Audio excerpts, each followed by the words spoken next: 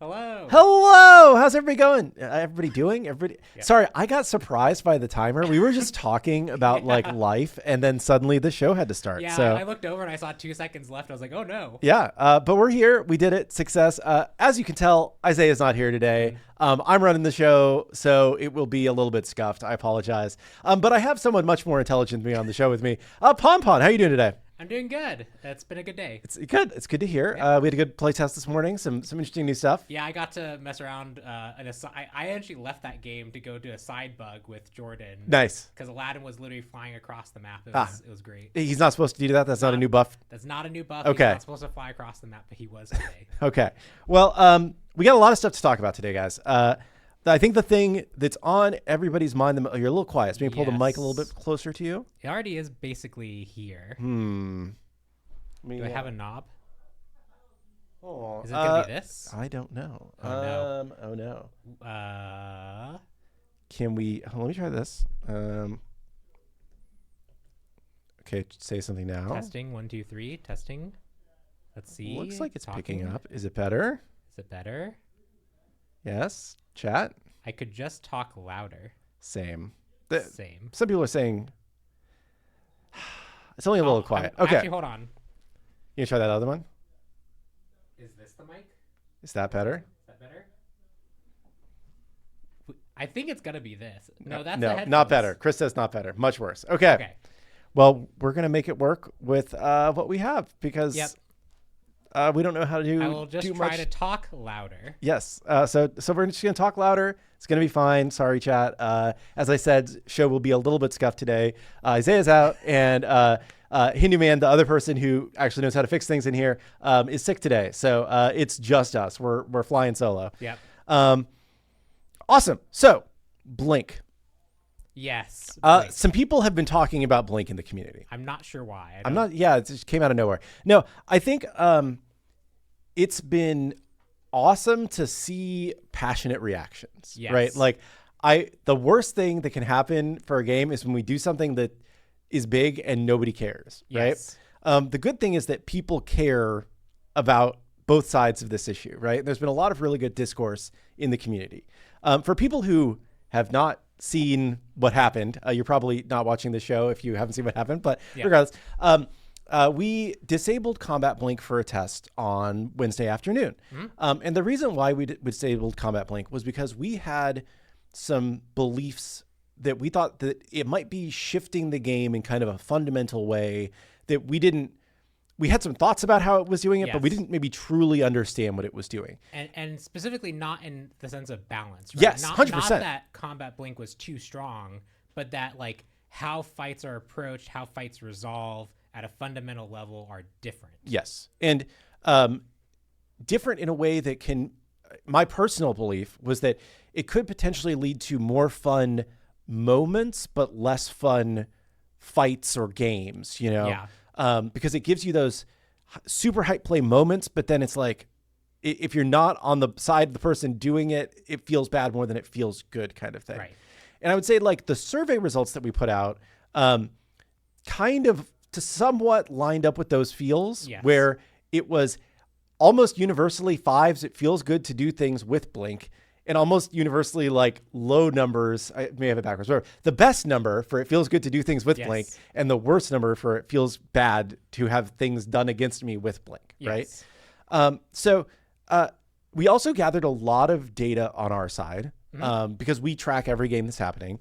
And I would say that based on a cursory glance at the data so far, we've been kind of surprised that like numerically, it doesn't seem like it's actually changed the game very much from what we can see. Yeah, there are some easy stats we can gather, like how have kills changed over the course of the game? What's the average game time? Like how's the average game time changed? And those are relatively similar. Yeah. Maybe slightly more kills, slightly more assists with Blink removed. There's more in-depth questions we still need to like basically go through the data on. So we're still looking at those like more complicated questions. Like for example, how do players respond after game 1, 2, 3 of this being in the game? Like what's their different player behavior stuff? Like that's a lot harder of a question to answer that you can't get at a glance. So you have to parse the data. So we're still looking at that stuff, but the early data is not that different actually. I have one little soapbox that I'm going to get on before I get into like where we're going from here. Yes. And it is there is one take in the community that I'm going to ask kindly we step back from, and you probably won't, but I'm going to do it a little bit. A lot of people are saying that if you don't like combat blink, it's a skill issue. Sure. And you aren't good enough at the game, and you aren't smart enough to be able to punish a 4-minute cooldown timer to go back and gank the lane again or whatnot. We have not viewed it in that way because it's less about this is good for good players, this is good for bad players. It's more about how does it impact the overall feel and flow of the game for all players, right? Yeah. And it's not just like, we don't think that it's strong because people don't know to go back and gank a lane that has used flash or whatever, or use blink. We feel like it's more of a feels nebulous issue that we wanted to investigate with this versus a win rate based on skill level issue. So I just wanted to specifically address that because I keep seeing people like single 2-word response to things saying skill issue. It's like, that's not really what this is about. Yeah, that's not what we're looking at it at. And I also think it's like, just as a side tangent off that, right? Baiting people's cooldowns out is a skill set. Yes. And going back to punish them is a skill set. Yes. As is positioning and counterplay around someone who is still engaged in combat with you. What skills are you using to get away from them? How have you positioned yourself before that fight occurred? Those are all skill sets. And it's not like I would say that like one skill avenue has gone down in the sense of when the game is very heavily like blink favored, you are baiting that cooldown out and you're going to try and punish that. That's one skill avenue that goes up.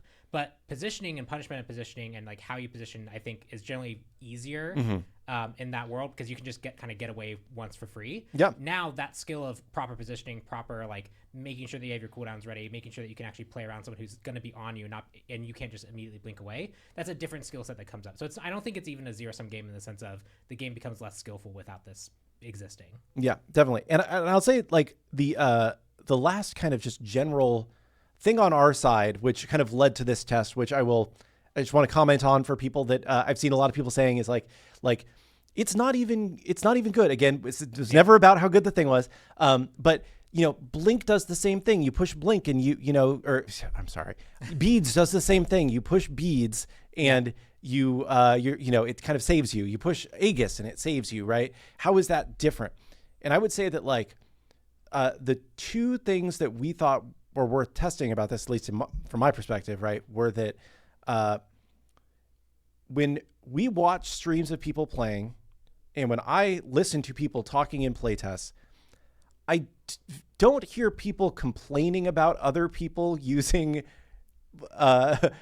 Beads and Aegis in the same way that I hear that be like, oh, that guy blinked away, right? It's a moment of frustration, I think, that's hits your psyche a little bit different than Beads or Aegis. Yeah. Which is why we wanted to test what it looks like without that. Yeah, and for another point is we could have probably gone softer on like how we decided to test it, but and I've seen some people try to aggregate data on this and get different numbers than we have internally about like the usage rate. Blink in all modes, ranked and casual, was being used 2-to-1 over Beads. Yes. In casuals more, but still even in ranked 2-to-1. Yes. To the point where the average game that people were playing would have 4 to 5 blinks in them. That was the expectation. You probably had 4 to 5 blink, 2 to 3 Beads, and then 1 Sunder, Aegis, Shell, right? Yeah. And that's like, when that's that warping, when it's a potential feels thing and not a balance thing, when it's a potential feels thing and it's that warping of what people are doing, and you now have to recognize that every fight's going to have potentially 5 of these going off. Mm-hmm. That's, I think, the part where we wanted to run the more extreme version of the experiment with, let's just turn it off. Yeah. And good news for Blink enjoyers. It's time to move to the next phase of the experiment. Yeah. So that was all just let's card to the table about what the first experiment was. Yeah, because we have a second one. The point of this show is to talk in more depth than you would normally get about our thought process about why we're approaching things, right? So we thought it was, because there's been so much conversation about Blink, we thought it was good to dive a little bit more into it. But anyway, phase 2 of the Blink testing. Pon, do you want to talk us through what's going to be happening here? Yeah, so we have enough data now that we can continue to parse it and answer the questions we want to. So we wanted to get a different set of data. We want to see how a different type of blink worked. And so a lot of people are probably going to figure out where this is going. We want to bring back blink, but non-combat. So this is the kind of non-combat version that people are used to in Smite 1 with a slightly different rule set. Yes, so this one some important different rules. So this one is going to be it's God, ability, and in-hand damage only. So if you deal damage with your in-hand or your abilities, or if someone hits you with their in-hand or their abilities, that will give you a 3-second basically debuff that makes it unable to be used. Yes. Item effects do not proc this. Jungle camps do not proc this. Fire Giant won't proc this. Tower won't proc this. Minions won't proc this. Even if you have Mystical Mail and you Mystical Mail tick someone, that doesn't count. It's specifically your in-hand and your ability only. Yes. And we think that this means that a lot of the kind of micro frustration that happened, like if you're a jungler and you go to gank mid lane and like the random archer decides to shoot you right before you blink and you whiff your Susano pull, you're like, dude, you're immediately tilted off the planet. It's over. You can't recover the game. You F6. Yes. You're done. Yeah. We think this is going to be a much, this is going to be a cool version of it to try. And importantly, it also keeps the aspect I think that people really like of combat blink, where if I'm chalk ulting and I haven't taken damage, I can still blink during that channel. Yes. So you can still use it offensively in that case as well. Yeah. So I think that's the big part to mention is that like you can still use it mid ability cast as long as you haven't been hit in the last 3 seconds, or you've dealt damage to gods, or dealt damage in the last 3 seconds. So I think the only like 2 use cases that I can think of in my head that you would not be able to do that you can do right now are the like Ares ult and then blink. Correct, because you deal damage. Yeah, or Fenrir bite and then blink. Correct. You can blink to get in range to do that effect. Yes. But you can't blink to extend the range of that effect because that deals damage. Yes. So it's it will be a little bit more engage focused just by nature of the way it works. And it will also be, I think, a little bit more predictable mid-fight is the hope, because it's not just like I'm in the middle of hitting this guy and he blinks away. It's that he was out of combat for at least 3 seconds before he could blink away. Yeah. So, and we also did, obviously we've seen everyone's suggestions about different ways to potentially resolve this. I think generally of the people who like combat blink, generally they like the aggressive use cases of it. The escape use cases of it are less exciting. And so this kind of keeps that while giving some kind of upgrades to the Smite 1 version, and we'll see how this feels. Yep. So again, all of the hot takers in chat, this is the next phase of the test, right? Yes. We've gathered data on what it looks like with full combat blink. We have now gathered data on what it looks like with no blink whatsoever. We knew that no blink whatsoever was not going to stay long term, right? Now we're going to be testing a more classic Smite 1 blink with some changes, right? This may not be the final version of blink. We just need to take the next step to continue the experiment. So this new blink will be going live. So our tentative was to be after this show, but we found a bug with it this morning. So that it depends on when I fixed it this morning. It depends on when that fix is actually good to go. If it's server only, then it could be out faster. If it's client, it takes a little bit longer. But our goal would be if it's not after the show, it'd be essentially sometime like ideally before the weekend hits. Yes. So hopefully today or tomorrow we will have Smite 1 style blink back in the game, and we'll run that test, and then we'll see how it goes, and we'll keep going from there. For anyone curious about the bug, you could blink into train. Yeah, not great. Not a great bug. Sweet. Cool. With that, I think it's time to get into all of the OB6 patch notes. Yeah. Because that was the main thing that we wanted to talk about today, but we figured it was more important to give an update on Blink since there's so much conversation about it right now. It would have been wild had we just done patch notes and the QA ignore any Blink questions. Yeah, that would have been fun. That would have been crazy. Yeah. Awesome. And we will take more questions about Blink and everything after we get through patch notes, but we want to make sure we get through patch notes and not run out of time. Yep. So we're going to do that first, and then we'll come back and we'll take questions, same as always. Yep. And for anyone late, I am quiet. I know I'm trying to talk loud. I will try to continue to talk loud. Yes. Sorry. Cool. Okay. We are live with our patch notes. These are live on the website. You can see the URL up here in Edge browser for some reason. I don't know. It's what's on this laptop. But we have a lot of stuff in OB6 that will be going live on Monday morning on live servers. So something to really look forward to. Obviously, the most important thing that people are really excited about, I think, is Merlin, who will go live with the update. He's Merlin. Yeah, he's Merlin. Clumsy already was on the show to give the overview of everything Merlin related. I know he's made a few tweaks based off what we saw on the flash test regarding some balance numbers. I think he changed the way that the fire stacking dot interacted a little bit. So there are a few differences here. But yeah, Merlin's coming to the battleground. The classic stance switcher that has a whole bunch of different elementalist stuff. And that aspect I saw a lot of people having a lot of fun with. It's very interesting to see how people play around that aspect where you just have it's the casino game. You just have the lottery of what abilities you're going to have at any given time. Jackpot. So flicker is one of the bigger things that's changed in the base kit, where there's extra effects on each different flicker type. So that's something to play around with when you log into the game on Monday. And the aspect that you just mentioned will go live on March 28th. So it will not go live on patch day, but it will go live on Friday. So we want to give people a few days of just playing with Merlin base kit, and then we will enable the aspect a few days into the patch. Yeah. So should be a lot of fun. There's also a bunch of new skins in the update.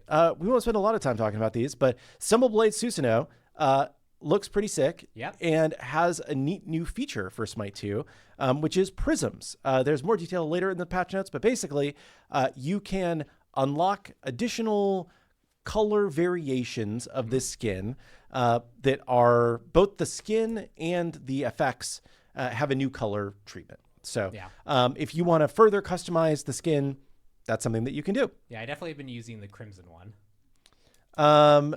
Next, we do have 2 new classic skins that you can get for 100% legacy gems. Those are Base Cannon Neath and Heaven's Rave Zeus.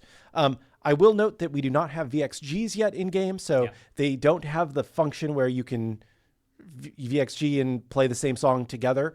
But at some point when we add VXGs, I'm sure that will come in. It is on our to-do list to get the VXGs in. It's just don't be surprised if that isn't there on day one. And then cross-gen skins, we have Cyberclaw Wheelish, High Honor Mulan, Dawn Spirit Yemoja. And then there is a new cosmetic bundle, the Air Slash Jump Stamp and Wind Badge Blade, which is in the chest with this Susano skin. And you can also buy that direct purchase. Like all skins, when we put them in a chest, you also have the direct purchase option. Yeah. Enough talk about skins. Gameplay. This is an interesting one. Yes. Talk us through this, Pon. So basically, I will read it first, and I'll let you talk us through. Gameplay movement adjustments. The deceleration when changing directions has been adjusted. Gods are able to more rapidly change their velocity when changing directions suddenly. Yeah, so we're doing a lot of movement-related stuff just in general. Obviously, we've talked about the movement system rework. This is separate from that. It's kind of tackles things from a different avenue. But the main of it is the way that acceleration and deceleration work in Smite 2 versus Smite 1 is ever so slightly different.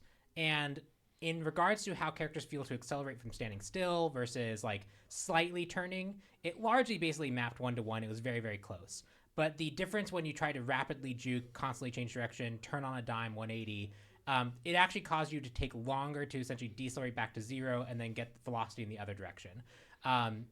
The tools that we currently have, we can't map it to be 1-to-1 to Smite 1, but this gets us a lot closer. So you actually accelerate and decelerate a little bit faster. If you just stop, you actually decelerate a little bit faster than Smite 1. But this should mean that juking kind of movement is more 1-to-1. And this is, I'd say, we won't go into details because this is something we'll talk about a lot later, probably in upcoming Titan Talks. This is like phase 1 adjustment for making movement feel a bit snappier and more responsive. There are things related to animation that need to happen. There are some other bugs I uncovered that I know are impacting movement that we want to try to resolve. And we'll hopefully over the patches be rolling that stuff out, as well as the programming team has been hard at work on the movement system rework, which is a whole separate arc of work that tackles a different side of the movement problem. And they'll be on, I think, later to talk about that as well, right? Yeah, Nick, who was the tech director on Smite 1 for a long time and is now kind of one of the tech gameplay leads on Smite 2, will be joining us on Wednesday of next week to talk through this bigger movement system tech overhaul that they've been working on in the background for months now. And hopefully we'll be flash testing that at some point soon to get your feedback on how things are feeling. There's still a couple a couple things we need to work out about before we flash test, because you're just gonna. This actually wasn't related to the move system, but Aladdin flying across the map was one of the bugs we had in playtest today. There's some stuff about like grabs and stuff. We need to work through all that stuff first. Yep. Awesome. Ranked and matchmaking. So Max is sick today, and he couldn't be on to talk about matchmaking, but he wanted us to give an update on all of the things that have changed about matchmaking recently and some of the improvements that we have seen. Yep. So recently we put live a new pre-match team balancer system as part of our matchmaking process, which makes up to 3 player swaps after finding a lobby to ensure that the teams are as balanced as possible. Due to this addition, the base matchmaking system was less needed in the act of finding balanced teams, because it could then rebalance the teams once they were close enough in the band, freeing up those resources to optimize for faster wait times and closer lobbies. In ranked conquest, these changes have resulted in an 80% reduction in average SR difference between teams, from 100 SR to 20 SR on average, a 20% reduction in the average SR range in match between 15 to 1200, a 25% reduction in average wait time during NA peak. Instead of waiting 2 minutes and 45 seconds, you will now wait about 2 minutes. It is worth noting that this tech was a needed prerequisite for further development into other systems, such as new matchmaking logic for high SR lobbies. And those changes may also be implemented during the course of this patch, with info to follow as soon as possible. Yes. So that is written by Max, read by me. TLDR, over the past few days, matchmaking has gotten considerably better because of these things that we have rolled out. The places where it is still the worst are for the tippity top SR tier players and for the lowest tier SR players. We are continuing to work on that. This was a step that made the situation better, but we have more work that we know we need to do. We just wanted to give an update that we are moving things in the right direction. And if you haven't played ranked in a while, please play a match or two if you are a ranked enjoyer, and let us know how the matches are feeling. There's also another change. We are going to be introducing party SR limitations. So players over 2,400 SR apart will no longer be able to form a party for ranked. This is a preliminary value, and we may change this in the future. Players over 4,400 SR in Masters 3 rank will no longer be able to enter a trio queue. Our matchmaking rules previously heavily incentivized people from not doing this, so it's more of a formality. It was very hard to find a match if you did this. And we do have the note that this might not go live with OB6 launch, but it will be live sometime during the course of the update. So most of the remaining really bad matches we found were caused by these really diverse parties, with players of vastly different skill levels. So we think that this will be another step in the right direction. And again, this plus the other stuff we're working on in the background should continue to make matchmaking better and better. Sweet. Prisms. I already talked about prisms, so I'm not going to read this again. PC item shop filtering and quality of life. This is Travis's favorite feature that has been added to the game, I think, because he has been asking for this for forever. We showed this on a previous Titan Talk, but basically you can now filter for multiple different stats on the PC item shop. There are little tick boxes next to a stat name. You can click on multiple tick boxes, and you can say, I want attack speed plus lifesteal items to be able to find the right items that you are looking for. So big change. I've been using this a ton in playtest now that we've had it. It's just a much nicer flow to find the specific item you want. Awesome. VFX updates. Princess Bari, warding Gust, has added a pre-fire wind to the cone area. Just so you can see it coming. Very cool. Targeters have been updated for the following gods: Susano, Artemis, and Anubis. I know we're doing like a kind of a targeter overhaul, and it's being just tackled on a god by god basis. And god roles have been updated to show which gods, we've updated which gods show in roles filtered based on god play rate in each role. This was, I asked Travis for some data on something. He gave me back the wall of data, and it, as part of that data set, was actually how each god is being used in each role specifically. In our first pass when we did the god filters, we were kind of like, this character could probably play support a little bit and flex a little bit there. So like a lot of gods had 3 roles. Which meant that if you search by it and you're like, you were like a newer player or you're like new to Smite 2, you're like, oh, they say this is now this type of role. if that wasn't actually being supported, we don't actually support that now. So like I had like an arbitrary cutoff I did, but now the role filter should be a lot more representative of how people are actually using the character. There's also some just surprising ones. Like Afro is people generally see as a support in mid. She is overwhelmingly support. Yes. And Baron, who people see as a support in mid, is slightly favoring support, like barely.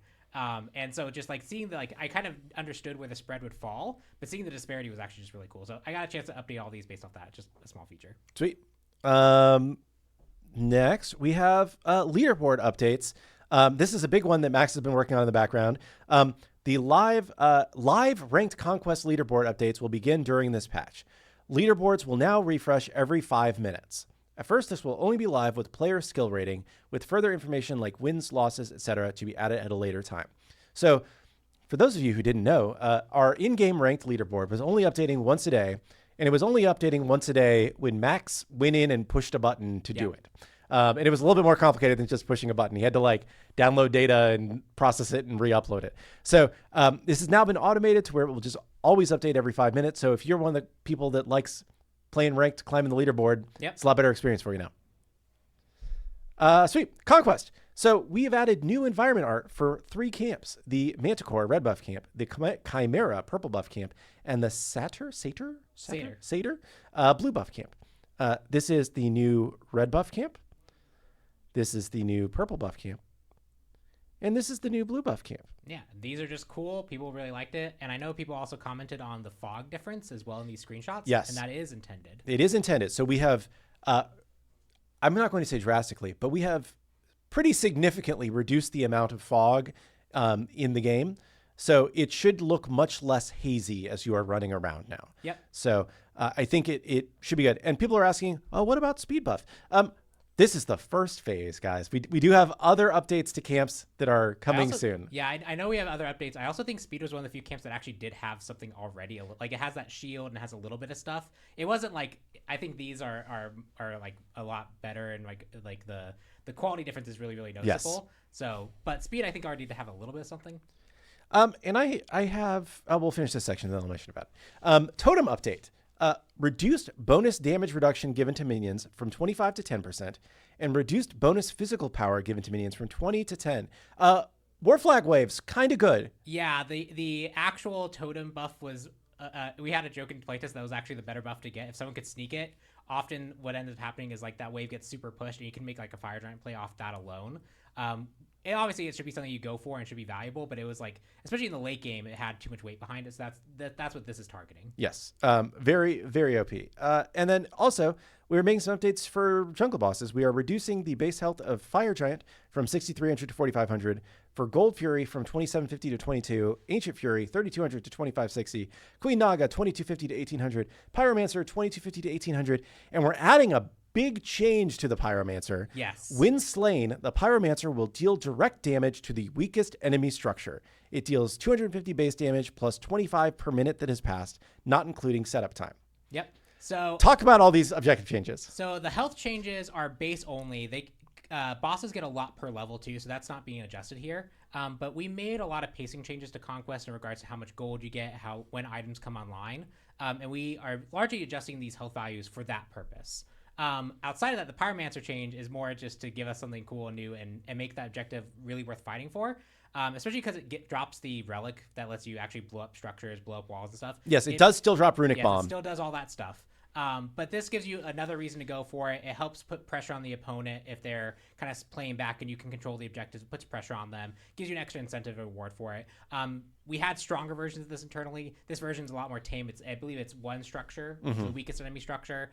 It does a good amount of damage, but it shouldn't like immediately instant kill it. I played in a playtest where somebody killed a Pyromancer, and it took all 3 of my Phoenixes from full health to 25% health. That was the strongest version. That was not good. No. I did not enjoy that. Yes. But this is much more balanced, I think. Yeah.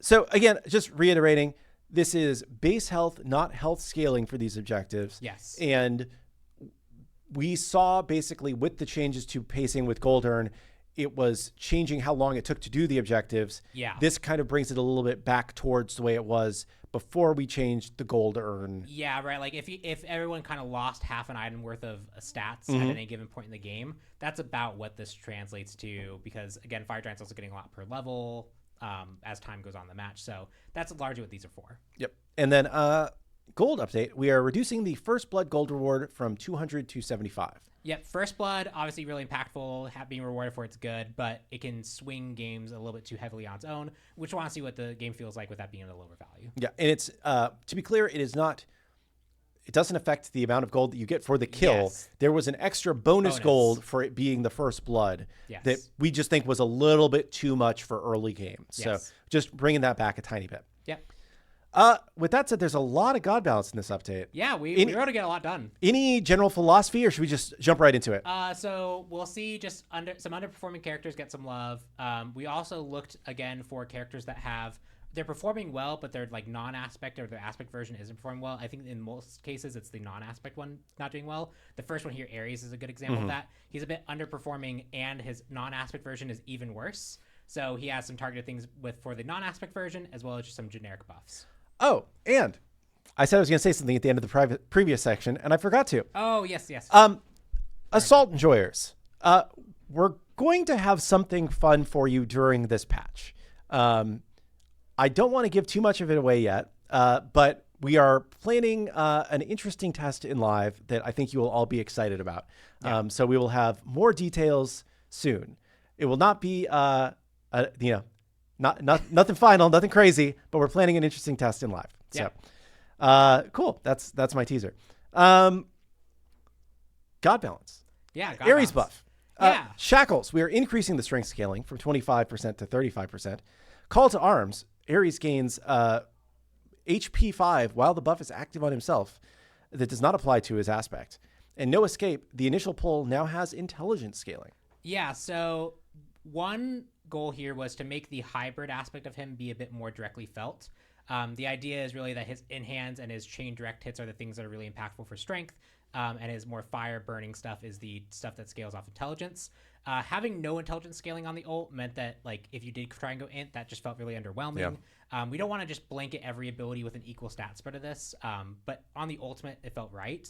And then the extra strength is just going to mean that as you're chasing people down with triple chains, that's now 105% strength scaling if you actually land all three. Pretty good. And then the other aspect is called arms. The previous version of the ability was very, very defensive aura focused, and one aspect it gave was a whole bunch of HP 5 to Ares, which means that he loses out on a lot of actually like hidden sustain that he had. We want to give that back to his non-aspect version, where he can actually kind of buff his team, be in the center team, and stay healthy with that. It's actually health per second, so I want to say it lasts for 5 seconds. So this is actually 150 health per cast. That's basically. pretty good. It's pretty good. Yeah. So that should just help him stay in the fight. And the non-aspect version was generally doing okay, still a little underperforming. So the aspect version also getting the strength buff on chains and the int scaling should help that out to bring it up. And then the more targeted focus to the non-aspect version should help him just stay in the front line. Awesome. Artemis, we are nerfing her aspect of the wild. Transgressor's Fate. The base damage is going to be going down at lower levels. Yeah. The strength scaling is going up, and we fixed the tooltip not displaying the talent damage numbers. Yeah, Jungle Artemis and Wave Clear Artemis was actually no joke. This aspect was very, very good at that. She could hit like 3 before basically any other jungler in the entire game. And even with these nerfs, they seem really severe. This is still a lot of damage to the jungle monsters when you can kind of put a whole bunch of traps out at the start of the game and use them to clear. So this should just bring that early game kind of wave pressure and jungle clear to more reasonable levels. But we didn't want to just nerf it wholesale. Like, we think late game, like, it should even hit a little bit harder than it currently does. So that's why it has a little bit of extra strength scaling on the ticks, just so that it does scale a bit more than it does before, as well as like scaling up to that same base value. Awesome. Wheelish, there is a shift. Initiative, her passive, we fixed an issue where it was always activating, even if somebody damaged you first. Yeah, you always had this huge strength buff, no matter what happened. So you always had the initiative. Yes, you always had the initiative. Feather Step, we fixed an issue where you could use it while you were crippled. Yep, so that's counterplay that people are used to from Smite 1 that was not present in Smite 2. And due to these bug fixes, we are going to revert some nerfs. So her Summon Suku strength scaling is going back to 80%, and her Moonlight Charge strength scaling is going back to 80%. Yeah, we did a hotfix nerf. We hit quite a lot of things on it. We're just pulling some of those back now that we fixed some other bugs related to her. My boy, Baron Samedi, is getting buffed. Yeah. Because he had a bug that we fixed. It's very similar to the last one. Yeah. So Baron Samedi had a bug in CA8 that reduced all enemies' damage to every target, leading to a massive overperformance across the board. After fixing this, we gave him time to settle since he had been oppressive since his original release in Smite 2. Now we're seeing him struggle to perform, so we're reverting a few of the changes we made before discovering the bug. Vivid Gaze, we're decreasing the cooldown. Consigned Spirits, we're increasing the percent missing health heal by quite a bit. Yep. And Life of the Party, we're increasing the Vortex Strength and the Vortex Hysteria Strength. Yep, and all these are reverts. And again, basically from the release to CA8, he had this bug, but he'd been so oppressive, we didn't want to try and compensate for that bug then. We wanted to see how he kind of evened out after being oppressive for that long. It's been long enough. We can, I think, safely now pull back some of these. Fenrir, he is the next god and he is getting a nerf. His Brutalize empowered scaling is going from 70 to 60%, and his Ragnarok movement speed while carrying a target is going from 75 to 40% because he is carrying someone. Yes. Yeah, just taking the top end damage off, and yeah, he picks someone up so they weigh something, so they slow down a little bit. It just means that his displacement is going to be as great. Yeah, and the other thing, maybe this is a good time to mention it, is we've also fixed a bug with how movement speed was being calculated. Specifically with Erendite and Thanatos 2. Okay, so it doesn't... And if we find other cases where it's wrong, we can fix it. Erendite shipped with... essentially, the way that it multiplied speed was too great. So, like, you could stack with a whole bunch of things and it would multiply out of control, which is probably why you've seen Kabrakans with Erendites running you down that look kind of like they're speed hacking. Like, yeah, that's why. We had a hotfix for that earlier. It was delayed because there were issues getting it into live. I believe our last round of hotfixes might have had it. I need to still figure that out because, again, this was a very weird hotfix cycle for this specific case. And I don't think it's on the notes here, but Erendite does have a separate nerf on top of that, which is to reduce the duration of the debuff and the movement speed from 10 seconds to 6 seconds. So less speed, less time to actually use the proc, and fix of the multiplication should bring the item much more into line. Awesome. So we are nerfing Erendite, chat. It's okay. Hunbots, he's getting a shift. He relies on his ultimate for the bulk of his power, making it tough to give his other abilities meaningful impact. We're reducing the maximum crowd control it provides, adding some bonus scaling, and with this change, we can increase the potency of Overhead Smash. Overhead Smash will no longer go on cooldown if interrupted, which requires us to move the protection shred off the channel and backload it onto the actual smash. Yeah, so when I write dev commentary, we're good. Sweet. So the 2 now no longer has protection shred on the buildup, but it implies the strength of the shred on hit. Its own damage will benefit from the protection shred, and it will go on cooldown, and it will no longer go on cooldown or consume mana if interrupted before the smash hits. Yeah, before we go on to Fear No Evil, the main problem we had before was if you got interrupted on this really long channel, it would go on cooldown. And the reason it did was because you were getting a benefit, right? You were shredding protections. And so we do make exception cases sometimes, but this was a case where like it just felt really weird. And we also just felt like it'd be a lot easier for Hunbots players if you overhead smash them, you get the full strength of the effect, you get the bonus damage on it, and now if it gets silenced, you get to keep it. This just feels like it's going to be generally easier for Hunbots to actually execute this damage, as well as now Hunbots players don't feel like arbitrarily bad that their thing got silenced. Yep. And then his ultimate, Fear No Evil, targets will now be immune to the fear after 3 ticks, making the maximum duration you can be feared 1 second. And we've increased the strength scaling from 10% per tick to 12.5% per tick. Yeah, this ability was kind of immune to, like, we've done a lot of CC adjustments based off how Smite 2 plays. Every god kind of comes in with generally lower CC values, but Fear No Evil can't really be adjusted that way because it's an area that constantly applies a fear. So the way to adjust it in this case is that the top end of the fear is now only 1 second maximum. Yeah. Because we did that, we also are bringing some strength back to the ads. We have ads. No. Oh no, I apologize. Okay, we're gonna wait for just a little bit. Ad break. I forgot that because Hinduman's out, he's normally the person who turns off the ads for us while we run the show. But I forgot about that. So I am foolish. Alas, I mean, it's okay. Maybe this is a time to try and figure out the mic issue. Yeah, I don't know. Because, okay, so where does this actually plug into? It plugs in here, I think. Here. It's got to be that box, right? Yeah, here. I'm going to turn this. You talk. And then... Talking. I'm testing. We will see.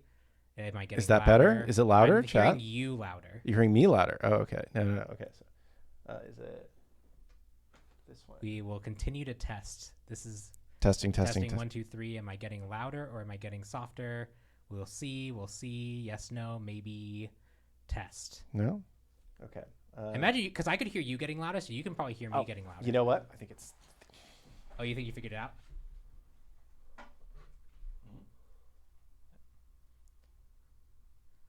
Some audio tech is out there, very disappointed at us. I think maybe... Testing 1, 2, 3. We'll see. Is that better? Chat? Testing. 1, 2, 3. Oh no, they hit the more ads. Same? Oh no. We have until the ad break. Okay, try it again. Testing 1, 2, 3. I can hear myself more. Yeah. Which might mean that I am louder. Okay, a little more. Yes, better. Okay. All right. We got it? Good voice. Hey. Far better. We did it. Look at me. I can actually hear myself now, so that must have been how quiet I was. Sweet. Well, we have successfully troubleshot the audio while we were on an ad break. So, success. Yeah. Tactical ad break. Yeah. So, So again, Hoonbots, Alt Shift here. We'll see how it goes, and we could always change the number of ticks it takes. So we could make it so that you're feared for slightly longer. Yeah. Yeah. This is really easy for us to adjust, but we just felt like he was going to be always in a really difficult balance spot for us if the ultimate was going to always be as strong as it was. Yeah. Awesome. Next, Jing is getting a buff. She took a big hit after we removed the knockup and damage from Persistent Gust for enemies who walked into it after its initial deployment. We're restoring these effects at a reduced strength, ensuring foes still need to respect the Gust when chasing or retreating. At the same time, this adjustment prevents her from regaining the free wave clear that originally prompted the change. Yeah, she fell off a cliff, and we are pulling some of that back with the goal of not making her... The problem was she just could instantly clear the wave, and we have chosen these numbers to hopefully... so that she can't just immediately clear the wave, be super safe, be super efficient at farming. Mm-hmm. So we on the Persistent Gust, it again applies a knockup to enemies who walk into it after the initial burst, but at 60% of the initial... and it applies damage to enemies who walk into it, but at 60% of the initial. And we have increased the damage, scaling up to 290 instead of 270 previously. The explosive bolts are also going to get increased damage scaling from 100% to 102 to 110%. Yeah, for context on just like where she fell, she went from like 58% win rate, which that's within the margin depending on the character, to like 40. Yeah. Which is like, she's such a detriment to your team that like you do not want her on your team. You do not want her on your team. So like she has quite a way to come up here. So we think the explosive bolt is safe, as well as the partial revert of the persistent gust change. Awesome. Keri, the Abduct, the protections gained from the grabbing a god persist for 3 seconds after the dash ends. This does not apply to the aspect grab.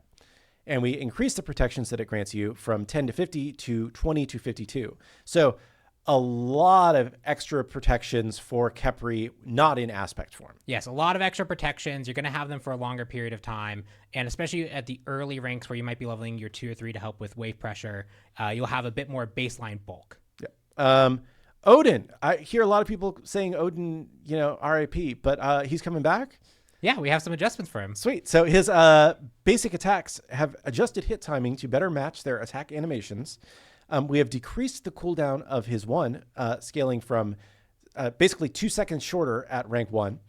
And Gungir's Might, his 3, has increased the pulse intelligence scaling by 10% and the projectile strength scaling by 15%. Yeah, the autos should feel a lot better, which kind of helps him just generally attack things. Outside of that, being able to leap more frequently, especially keeping in sync with the bird bomb combo, is going to be a lot more powerful. And then when you are going those more damage-oriented items, whether it be actual pure offense or kind of bruiser, his 3 should contribute more damage. And so you should have more tools for damage outside of just the bird bomb combo. I will say, Odin passive, common point of discussion. Yes. What's Design's feels on Odin passive at this point in time? We literally were just this is high spoilers, but we'll go over it. We were just talking about like what an Odin. That's what this show is about. Yeah. This show is about spoilers. What could an Odin aspect be, and what tools do we have, and what things can we adjust on him? And one of the points was we were talking about like what would a support aspect for him look like, what would more like pure damage or aspect look like, and one idea was, well, as part of an aspect, you could bring back his old passive of like the extra sight and seeing over walls, which is really flavorful to him. So we kind of know the passive as a sore spot. It has. You don't have any agency over it. It's just something that kind of happens to you, and those types of passives generally don't feel the best. It's something that we can definitely look at for the base kit, as well as if we do an aspect, it seems like a point where we'd actually look at, and maybe the aspect more drastically changes it. Awesome. Princess Bari seems good, but not maybe as good as people thought. I know on like day one, she was a perfectly balanced 50% win rate. I literally had to ask Max if there was an issue with his data because it came back as in ranked. Bari had a 50.00% win rate. The most balanced god of all time. Yeah. She generally, if you're about average when you release as a new god, you're probably overtuned because people are learning the character. And we've watched her numbers. She's crept up a little bit, but actually not as much as we might have expected for essentially how long we'd expect people to take to learn kind of all the bell combos that are available. So our nerf here is a little more reserved. We will do more if we need to, including hotfixing more if we need to. But one common point was that the 3, especially double 3 resets off of using your ult or getting to the empowered state, was just contributing too much damage, too much poke, too much safety. So that scaling being brought down, I think, is going to be a big. It's gonna hit that power where we think we need to, and we'll look at more if we need to in the future. Awesome. Rama, buff for him, his Astral Strike arrows now have 10% strength scaling. The aspect already has 25% strength scaling. This will remain untouched. We aren't sure why this text is in a different font and style. Yeah. We just noticed it as we were scrolling through beforehand. We'll probably get it fixed afterwards. Yes. But Yep. Aspect ROM performing about where you'd want him to. Unaspected ROM underperforming. And because the rest of the kit largely remains unchanged with the aspects largely on this one, it was kind of difficult to actually find a great spot to actually buff him alone versus the aspect version. But one thing the aspect did was give additional strength scaling to the damage. And we think that the base version could just have some of that innate. Yep. Sweet. Susano, he's getting buffed. He has continued to struggle despite our recent buff attempts. So we're implementing more significant changes to help him thrive. His original Smite 1 passive was a powerhouse, but the newer version proved too difficult to fully utilize.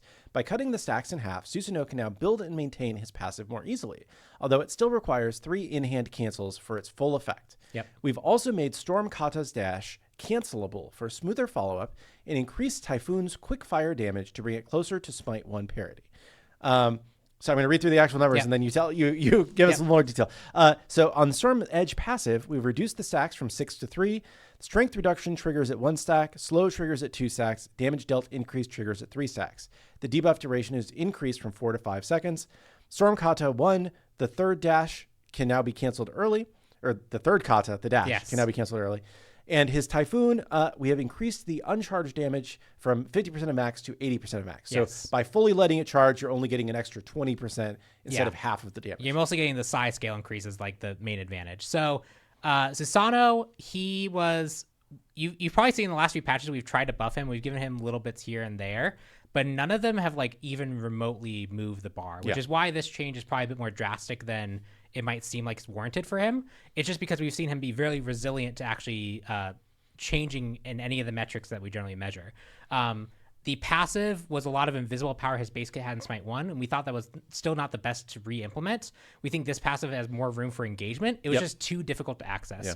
So now being 3 stacks, you still have to commit at least your full Storm Kata before you get any bonus damage, or you have to try and use your other abilities before, and then you can get the full advantage on Storm Kata. So we think there's flexibility there that still feels good. It should just make it a lot more approachable, a lot more usable, but not be overbearing, because we just think that this passive wasn't really being utilized. And then outside of that, quality of life for the Storm Kata, if you're trying to in-hand cancel and you dash past someone, that always feels bad. Not great. When we were working on Aladdin, I literally added that to Aladdin's dash to make it so that he could like follow up with people, because he immediately wants to follow up with the Genie Punch, and you were often flying right past people, and then you couldn't follow up with the Genie Punch. So letting this be cancelable just feels great. And then Smite 1 is even less scaling on the ult charge, interesting. Which I just hadn't looked at it in a while, but like Smite 1 charges very little from actually letting it. It's mostly the size change. And so this is still even under where, generally under where Smite 1 is. So it just felt like essentially bringing it back to parity. Yemoja. Mending Waters. We have increased the int scaling from 40 to 50%, and we will have a new aspect releasing during the week of March 31st. So I believe the current plan is on that day, on the Monday, March 31st. Yeah. The aspect of Downpour. Mending Waters no longer affects allies, but stops and bounces on enemy gods, dealing damage, shield damage, and providing Yemoja int per hit, scaling up to 6 times for 10 seconds. This ability can bounce to the same god once and hit the same target twice. Additionally, Moonstrike no longer stuns gods, but its scaling has increased from 40% to 75%. Yep.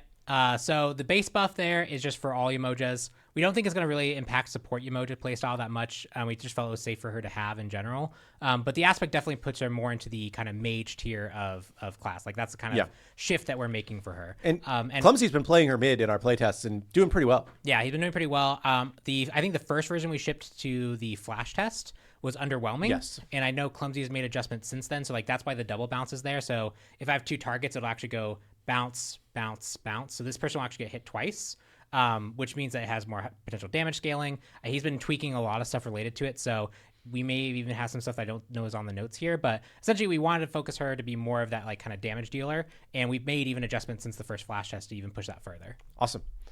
Zeus is getting a buff.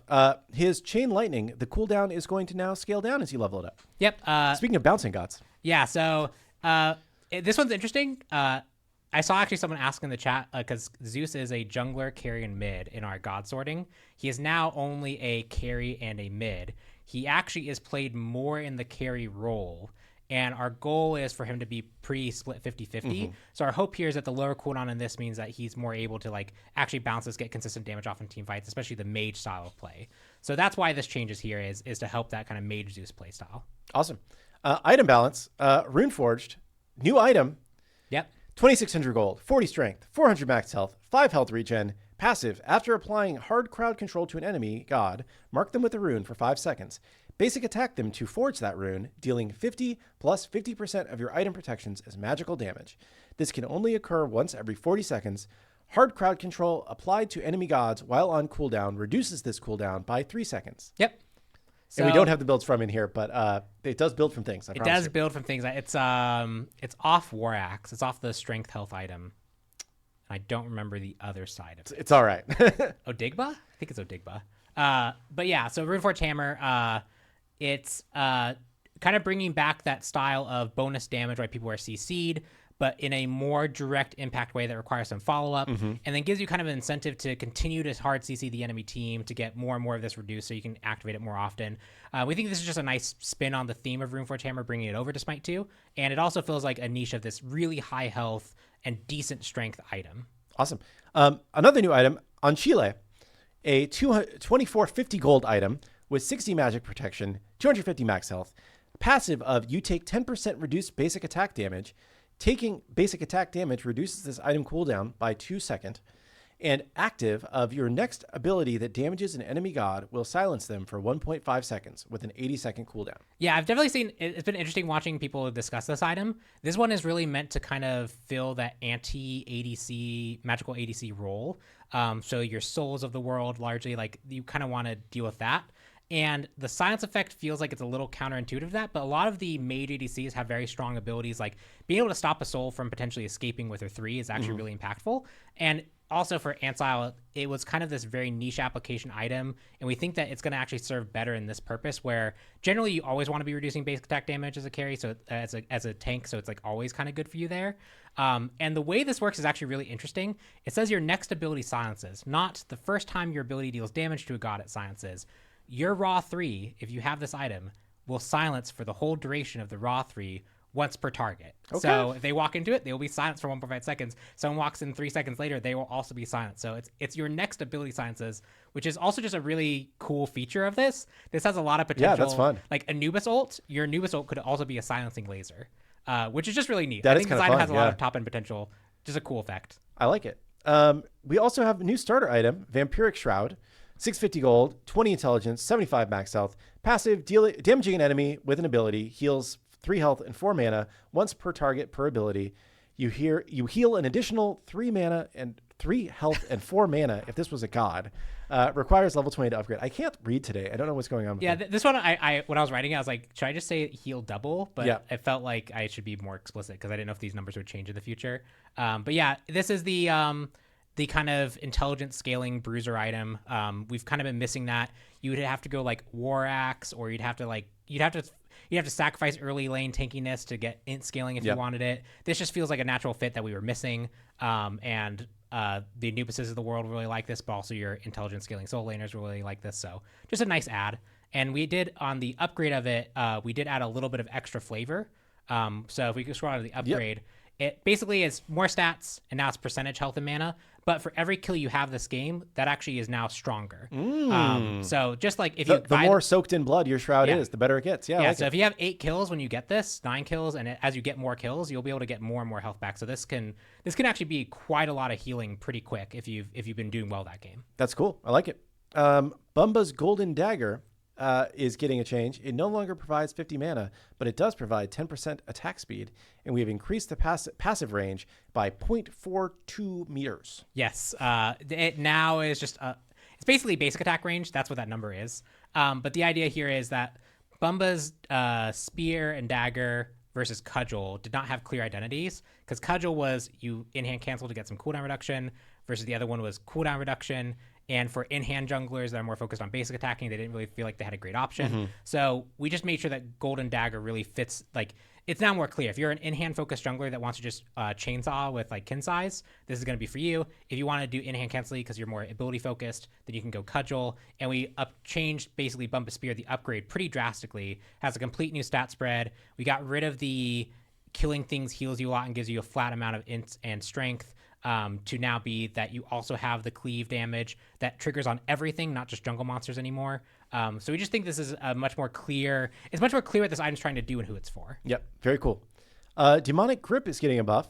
It is getting 10 more intelligence, and we have fixed the tooltip stating that it provided 7.5 penetration per stack. It was giving 6, so that's just a text update. Yeah, so we actually had an initially larger buff because we thought that it was giving 7.5, but we found out no, it was actually giving 6. So this item just underutilized, especially for like the kind of like hybrid scaling or magical ADCs. So it's getting stronger. We are buffing Eye of Providence. It's getting 5 more of each protection. Yep, just an item we think is underutilized. Could use a little bit of extra protections. And I assume we have similar feelings about Helm of Radiance, which is getting 10 extra physical protection. And we have decreased the stack count, but we've increased the protections per stack. So it ends up being a little bit higher. But yeah, we just think this needs to be a stronger kind of anti-physical damage item, and this should help it out in that role. And Gauntlet of Thebes getting 50 more max health and increasing the protection bonus for max stacks from 10 to 15. Yep. Just a nice buff, and we were previously worried that this would become like the default go-to again. We think that we have enough variety and support items that this can survive just being a little bit stronger. Golden Blade is getting a shift with 50 more max health. We have decreased the base damage from 25 to 20, yes, and increased item protection scaling from 10% to 15%. So leaning even more into that identity as being for slightly tankier characters. Yeah, its early identity was very much for early wave clear, but like that just doesn't feel like it needs to be a specific identity. It always kind of pigeonholes it into being not that useful late game. We think it's a much more interesting item if it's something that people can flex later after they build a whole bunch of protections and be stronger for it. But my Horus Solo, it'll still be good. 20 first item Golden Blade in Smite 1 is just like the most fun. Anyway. 20 is still pretty good. Yes, anyway, pretty good. Leviathan getting a buff, increased physical protection. Again, just underpicked. Yep. Sunbeam Bow is getting a buff with increased strength, increased intelligence, and increased attack speed. Yeah, this was very popular. We did some stat adjustments to it. It fell off really hard, and we think that we can pretty safely bring back some of the strength of it. Sunder is getting a buff. It was the least purchased and performing relic. We want to give it more offensive lethality, but allow players to more frequently use its effect to quickly farm the jungle and make it easier to have it available for objective control. Well, in like the last day and a half, its usage rate has gone up. Yes. For obvious reasons. Maybe we don't need to do this buff. No, we still need to do this buff. Yeah, we just want it to be more offensively utilized, but also if you're using it to clear the jungle, we want you to actually have that access to that more frequently. So offensively using on gods, longer cooldown, but more damage. Or if you're using it to clear, you get this more frequently. Yep. And then War Flag Selflessness is going to have decreased bonus gold earn because we made a lot of other pacing changes, and this was a little bit OP as a result. Yeah, this actually reflects about roughly the change that we expect our gold pacing changes to be, about this percentage of it, and we just felt like supports ended up creeping a little bit too close in the gold count. This also was part of some other discussions around other modes and how this item affects other modes. We don't have anything in OB6 for that specifically, but that is something that is on our radar. This is not to address that feedback. This is to address specifically the conquest pacing issues. Awesome. Hydra's Lament was providing extra mana instead of mana regen, so we fixed that and we decreased the amount of mana regen it provides. Yeah. If we actually just gave it the amount of MP5 flat, you basically made up for that mana that it was giving in like a wave and a half, 2 waves. So we feel like if we fix it, it just becomes way stronger. You literally never run out of mana. So we toned down that mana regen. Awesome. And then there's some bug fixes. Quality of life. The side teleporter now shows its cooldown in world like the base teleporters do. So it's easier to tell why you can't use it when it doesn't work. And the brute anti-magic shield effects can now be seen from behind the minion. Yep. So easier to identify brutes. Princess Bari, her enhanced warding gust cone FX will now play more consistently. Yep. And we have fixed the jump stamp lobby preview for hot sauce and heart candy, so they no longer drop through the floor. And the voice actor for Stumbleblade Susano is Jacob Browning. Nice. That's a lot of stuff. Yeah, I realized we actually basically went to time off that. And I have more things that I need to say real quick. Oh, gosh. But I will be relatively quick with these. I have one more thing to mention for Smite 2. The Winged Terror Odin skin. We goofed and we labeled that as an epic skin when we should have labeled it as a legendary skin. We're going to keep it on sale at its current price through the end of OB6, but it will be reclassified to be a legendary skin. At the end of OB6, the price will go up to the normal legendary skin pricing. So if that's a skin that you were sitting on the fence for, I would recommend getting it before the price goes up because we will properly classify it. So that's just a heads up that we goofed and we're going to fix it, but we're giving you a little bit of time to adjust to it. The other update that I have for you, this is Smite 1's birthday week, where it's that time of year.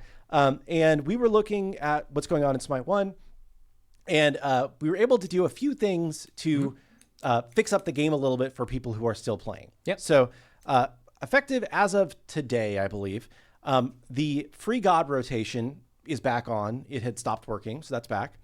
The match of the day rotation is back on, and I believe it's a 2-week fixed rotating schedule, so we'll be rotating through the match of the days. There'll be some sort of a weekend event every weekend with like double worshippers or whatnot for people who are still playing. There will be rotating skin and chest sales and event sales, again, for people that are playing, or if you... we've heard from some people that they're still sitting on Smite 1 gems that they want to spend to get their legacy gems, but they don't know when to spend them. So now there'll be rotating sales that you can spend them on. And then from today through April 4th for the Smite birthday, there will be a special event going on. There will be 200 plus skins on sale. There will be season chests that will rotate into the sale daily. There will be double worshippers through the 25th and triple through the 31st. So for those of you who are still on Smite 1, a little something for you to enjoy Smite's birthday. Thanks Blake for that. He did that all himself because he thought it would be good to do. Yeah. So that is everything I need to update on. I feel like we should take at least a few minutes of questions because... I definitely rambled on balance a little bit long, so I don't want to punish chat for that. It's okay. So we're going to take some questions. Chat, what do you want to talk about? Give us some questions, and we will answer questions for 10 or 15 minutes, and then we'll go our merry way. There's a question about removing the channel time on Athena's one. Given how much distance she can cover, how quickly she can cover it into a very, very, very powerful CC, we already made it faster in Smite 2. It's already faster than Smite 1. But if she's doing it right in front of you, it's worth having that amount of warning that's going to happen for just her balance sake and her people's ability to counterplay around it. I don't think we might consider making it a little bit faster if we needed to, but she's in a generally pretty good spot, and we think that feedback's important. If she pre-channels it and actually caches it ahead of time and then carries it into a lane, we think that's worthwhile because she spent the time to do that. But we probably wouldn't remove it wholesale. I'm going to answer, why not make Blink like Flash in League? we are a very different game, right? I think that people think that because that we're both MOBAs, things should work the same between the games. Characters in Smite in general have much more mobility than in League of Legends. Like you have multiple movement abilities on a lot of characters in Smite, whereas I think like half of the League of Legends roster doesn't even have a movement ability. It does have a longer cooldown in League of Legends. I believe it's a 5-minute cooldown. And the pacing of that game is generally much slower than a Smite game is. So there's a lot of things about the way that, and also the distance that it covers is much smaller in terms of like the distance, like the width of a lane versus the length of a blink needs to be to make sense in a game that is a third-person action game that by requirements has larger abilities, right? Yeah. So there's a lot of reasons why we can't just go and do exactly what they do and expect it to work in our game. Yeah. And that's partially why we want to experiment with these things. I think that's kind of... Yeah, I think that covers it. Yeah. We have different considerations. We're a third-person game. The way you control your character, like even the fact that like when you're running away from someone, you're listening to what they're casting behind you because you actually can't see them. Yes. Like that's the kind of like fundamental differences that we have to grapple with and why we make often different decisions than other games do.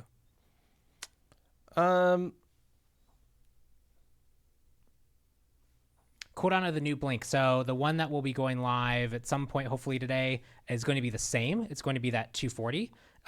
So it is essentially a nerf version because now you can't use it in combat, but that it just felt like that was the most straightforward way to test it. Yeah. Again, this is the next phase of the test. Yes. You know, this is not necessarily where we end up, but I think it's a good next step of the test. There was a question about Wandering Market spoilers. There is a Wandering Market in OB7, so we will have more stuff to talk about very soon for the next Wandering Market. But it'll probably be, I would guess, not Monday, but a week from Monday is probably when we'll show off what's in the next Wandering Market. Did you look at Merlin's early game numbers? I know Clumsy was taking feedback from the flash test, and he was doing iterative balance on that. So I do believe he got some updates. I know for a fact he changed how the flame scaling worked in particular. So Clumsy would know more, but I do believe he made adjustments. Thoughts on mage buffs to compensate for pen nerfs last patch? I know there's been talk about pen internally. I just realized I don't actually think that this changes on here. This is chat. Either OB6 or it will ship hopefully during OB6. Thank you for reminding me. We did a buff to Obsidian Shard and Titan's Bane. They are now greater than 3,000 gold. I don't remember their exact price. That doesn't sound like a buff, Pine. But they now give 25% pen. And the idea there was we wanted those items to feel like a very impactful purchase, feel like they could actually shred targets when you bought them. We had kind of gone the path of giving a lot of things pen and then toning everything down to a low amount. But we want that item, and we reined some of that back in, but we reined it across the board. And we think these items are kind of defined by that feature. And if you're willing to put the bucks for it, you should have access to that power. So that will help, especially if in a game, if you feel like you're being kind of, if there's a lot of bruisers and tanks diving you and you're having a hard time with them, this should feel like a more obvious buy then, but maybe at its cost, not worthwhile for every game.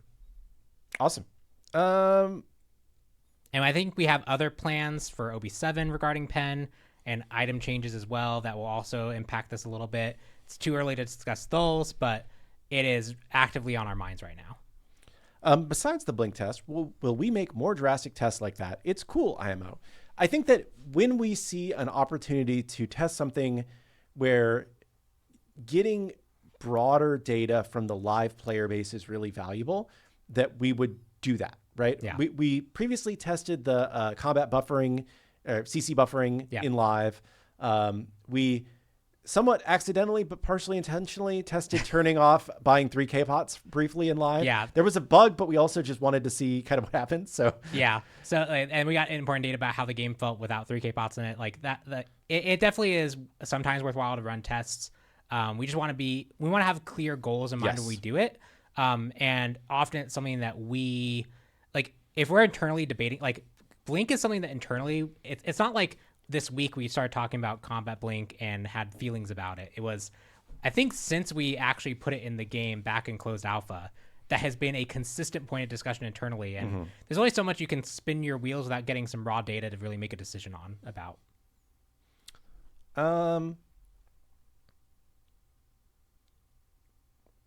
let's see. We'll answer a couple more questions and then we'll wrap it up here because we are over time, but we just went so long with patch notes. I'm not going to give any more details about the assault test. Just stay tuned for next week. We'll talk more about it then. Can Eris bow be changed? Very clunky. I believe we already made changes to make it a lot better. Ads again. Ads. Brutal. I should have just wrapped it up then. Oh, no. That's the worst. Well, if anyone is watching and has access to the VOD, I guess I can answer the question and we can go back to it. But Eris's bow, I believe it is now, when you apply it to someone, that just stays on them forever. And it's not until they get out of range and or you want to change, you have to do anything now. So if you haven't played with it in a while, we've definitely made it less clunky than it used to be. Maybe we could make that range more forgiving, so you have to do it less often, but yeah. Yeah. Too many ads go crazy. Rip. Unfortunate. Well, Blink eye drop ad, coincidence? It's kind of amusing. Yeah, so next time we'll make sure that we don't accidentally run ads. Something was going to go wrong, but I was able to at least fix Yeah. Yeah. That's great. So, I did something right. Yeah, I didn't even realize I was supposed to hear myself in the headphones until I could hear myself suddenly. I was like, oh. This person doesn't have ads. Can we get in-game god stats for characters on a hover over in the tab? I'm not 100% sure what you're asking for. Characters on a hover over. I think. Oh, I know what he's asking for. In Smite 1, you can hover. Yes, you could see like how much strength you have, how much int you have. You could see like your cooldown rate, like all those. Yeah. We have. The UI team is aware of that ask. It's not the top priority, but it's something that we will probably get to eventually. You can now hover over your teammates in game to see what their abilities do, which is a benefit that we didn't have in Smite 1 and something that new players we thought would be helpful to be able to see like what the heck just killed me. So please add more UI elements to the HUD editor. That is on the future us list. We just wanted to get the first version out as quickly as possible with the elements that we could easily add to it, and then we will go back and add more later. A lot of items lately have been ports. Any brand new items coming soon? We have a few ideas that we want to explore. The advantage of using items that already have existed is, one, we have their artwork, right? We have that available to us and we can kind of polish it. And people also generally have an idea of how the theme of the item. And you see with Ancile and Runeforge, we could have called Ancile something different. Yeah. But there's a familiarity with, this is a silence effect item. I can buy that. This is an item related to Heart CC. Because it works differently. Yeah, right? It does work differently. I have a different idea for Shadow Drinker that it will function very differently than Shadow Drinker, but if you are used to looking for that as a stealth item, it makes sense to be able to find it easily. So if we feel like there's not a great Smite 1 item that it maps onto, or we know that we want to do that Smite 1 item in the future as is, then we'd make a new one. But like, we could have called Runeforge something else. We could have called Ancile something else. Ancile probably more so than Runeforge, but that just didn't feel right for the case. Awesome. Well, I think we should do one more question and pick one each and then call it a day, because we are over, but I just wanted to take a few questions. Oh, the obligatory Alani check. I'm the only Alani drinker today. I have a cherry twist. Yeah, I just realized that I was going to be worried about knocking it over, so I just forgot. No, you're good. Yeah, I just didn't bring one. Yeah. Let's see. Where did I get this shirt? This is an old Navy shirt, so I will answer an actual real game question. For Went. Continue of the lore of the Smite story. That one, I don't even know where I'd begin on that one. Yeah, so I guess the best way to say it is that we have.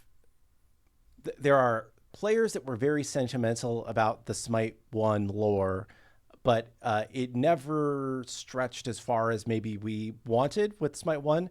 So I think that if we go back to doing more lore stuff, we want to think more about how we can make it more interesting and approachable to people. And we've had a lot of discussions about different approaches to that over the years. But I would say, like, I wouldn't expect we'll start having the lore stories again. One of the negatives of that as well is that it was always more for English speaking players than for international players, which we don't like to do things that bias too much towards one side of the player base. Yeah.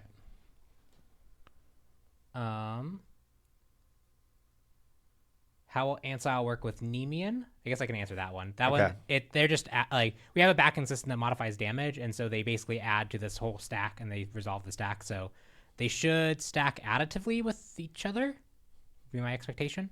Cool. And I guess I still need to pick one. Any possibility of dual god releases like King Arthur and Morgan Le Fay? No is the answer. So we actually have done a lot of like dual god releases in Smite 2 already, right? Just because we were going through the gods that we thought could get done quickly to get them out to you more quickly. Yeah. Realistically, trying to ship 2 gods at once is more work than just doing them even just like a week apart from each other. Yeah. Right. Because of the way that our development cycle works.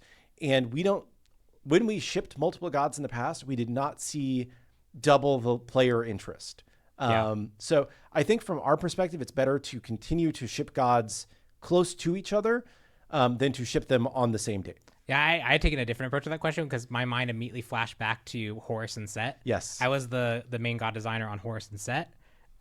They were originally scoped as like kind of paired fighters where like they had very similar kits, but one was much more offensive oriented, one was much more defensive oriented. And as we started working through ideation of that, we realized that wasn't going to be fun. Yeah. So they got 2 completely different kits, but that meant we had to ship 2 gods at the same time with 2 completely different kits. That development cycle was crazy. Yeah, that was my first like marketing campaign after coming back to Smite, because I had been on Paladins for a few years. Yep. And it was the team was like going crazy, and I was like, oh my god, did I just come into like the most crazy team ever? Like, did it go wild over the past few years? Yeah, that was a very fun time, but let's never do it again type moment. Yes. So anyway, it's 2:15. We should wrap this up. Yes. I do want to quickly say, Nika and Hazer's tournament is this weekend, so you should watch that. There may be other esports tournaments that I'm not sure of, but I think there might be something else going on. Check the Twitter account at Smite Esports. And Hinduman tweets out about everything that's going on, so it's fun stuff to watch. I appreciate everybody. I appreciate Travis, who's been in chat answering questions as well the whole time. Thanks, Travis. We'll be back on Monday. We don't have a show planned for Monday, but I'm sure we'll probably just be talking about the patch because it is patch day on Monday. And play with New Blink over the weekend. We've got exciting shows planned for Wednesday and Friday already, so lots of fun stuff to look forward to next week. With that, thanks, PonPon, for joining us. Yeah, it was fun. And I have to find the right button to push, and I'm going to push the end screen button. So bye-bye, everybody.